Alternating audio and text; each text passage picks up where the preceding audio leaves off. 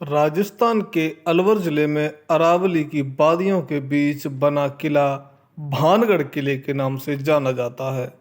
इस किले को आमेर के कछवाहा शासक भगवान सिंह ने अपने छोटे बेटे के लिए 1573 ईस्वी में बनवाया था। मुगल शासक अकबर की सेना के सेनापति मान सिंह के भाई माधो सिंह के मरने के बाद उनके बेटे छत्रसाल ने यहाँ अपना शासन किया। छत्र सिंह के बाद उनके बेटे अजब सिंह ने अजबगढ़ का किला बनवाया। महाराजा माधव सिंह के समय भानगढ़ में लगभग 10,000 की आबादी निवास करती थी। भानगढ़ का किला तीन तरफ से अरावली के जीव जंतुओं से घिरा हुआ है। यहाँ की हरियाली और सुंदरता देखते ही बनती है।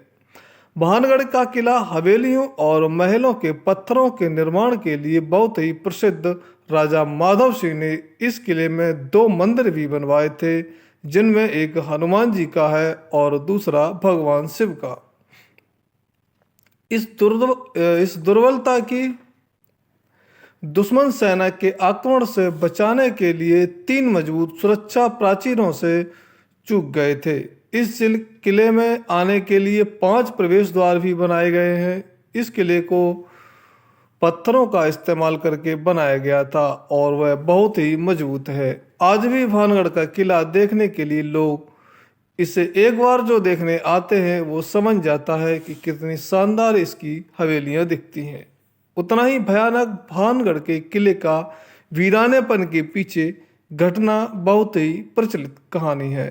इस कहानी के अनुसार रानी रत्नावती, जो कि महाराजा छत्र सिंह की बेटी थी, वो बहुत ही मशहूर थी और रत्नावती की खूबसूरती के चर्चे बहुत ही जल्दी पूरे भारत में फैलने लगे। जगह जगह से लोग उनकी खूबसूरती देखने के लिए आते थे। रानी रत्नावली के लिए भारत के लगभग सभी बड़े राजघरानों से विवाह प्रस्ताव आ चुके थे। रानी रत्नावती की उम्र अब 18 साल की थी जब वो कुछ तस्वीरें लेने के लिए अपने दासी और सहेलियों के साथ भानगढ़ का बाजार देखने लगी। जब वो बाजार में घूम रही थीं, तब उनकी नज़र एक कॉलोन की दुकान पर पड़ी। उन्हें एक नारियल की बोतल बहुत पसंद आई, जो देखने में बहुत अच्छी लग रही थी।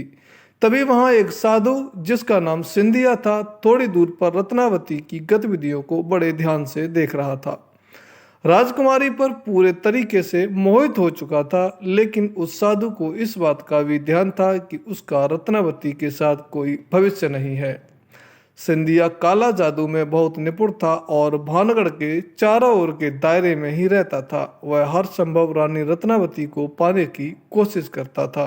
ऐसा कहा जाता है कि सिंधिया राजकुमारी को पाने के लिए हर संभव कोशिश कर रहा था और उसकी तरफ आकर्षित होने लगा था।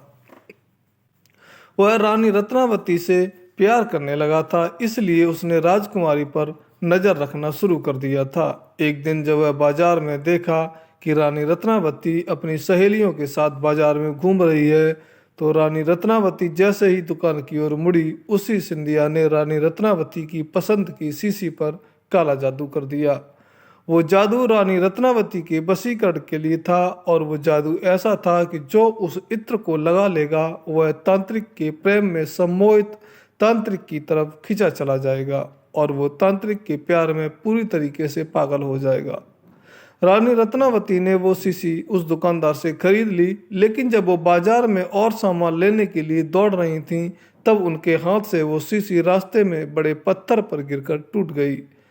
अब वह पत्थर तांत्रिक के प्यार में सम्मोहित होकर तांत्रिक की ओर जाने लगा।